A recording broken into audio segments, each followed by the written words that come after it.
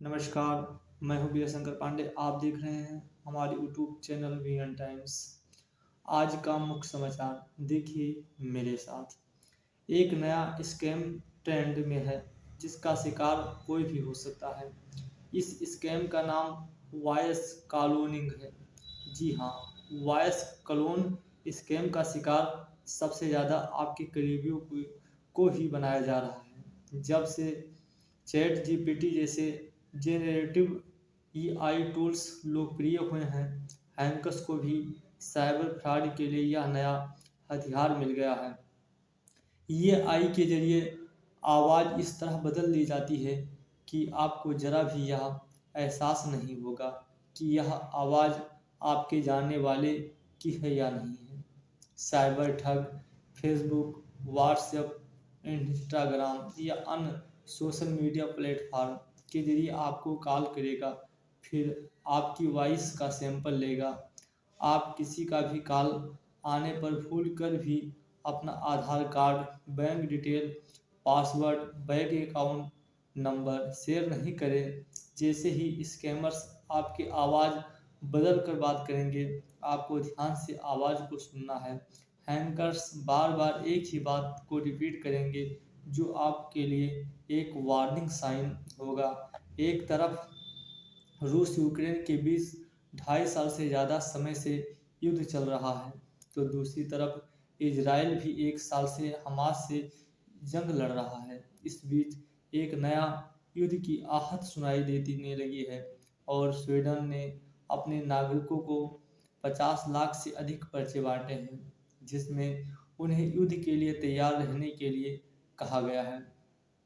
पर्चे में युद्ध की संभावना के लिए तैयार रहने के साथ साथ खाने की सामग्री और पानी का भंडारण करने के बारे में स्पष्ट निर्देश दिए गए हैं।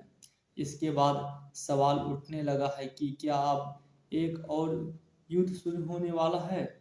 इस बीच स्वीडन के पड़ोसी फिनलैंड ने भी तैयारियों पर एक नई वेबसाइट बनाई है। इसके अलावा नॉर्वे के लोगों को भी हाल ही में पैम्फलेट यानी पर्चे मिले हैं, जिसमें उन्हें युद्ध और अन्य खतरों के मामले में 1 सप्ताह तक अपने दम पर जीवित रहने के तरीके बताए गए हैं। साल 2022 में रूस के यूक्रेन पर आक्रमण के बाद स्वीडन और फिनलैंड दोनों अमेरिका के नेतृत्व वाले सैन्य संगठन नाटो में शामिल होने की ओर बढ़ गए, जिससे दशकों से चली आ रही सैन्य गुट निरपेक्षता समाप्त हो गई। सुरक्षा की भयावह स्थिति का हवाला देते हुए स्वीडन ने रूस यूक्रेन संघर्ष की शुरुआत से ही अपने देश के लोगों को युद्ध की स्थिति के लिए मानसिक और साथ ही साथ तार्किक रूप से तैयार रहने की सलाह देता रहता है।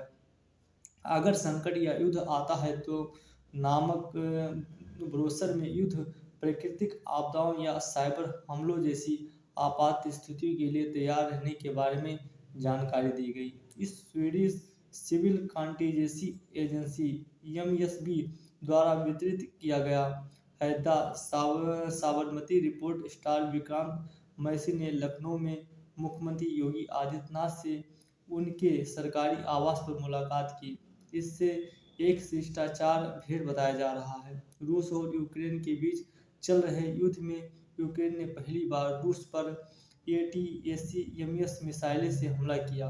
अमेरिकी राष्ट्रपति जो बाइडेन के प्राधिकरण के बाद पहली बार यूक्रेनी सेना ने रूस के अंदर हमले के लिए अमेरिकी लंबी दूरी की एटीएसीएमएस मिसाइलों का इस्तेमाल किया है।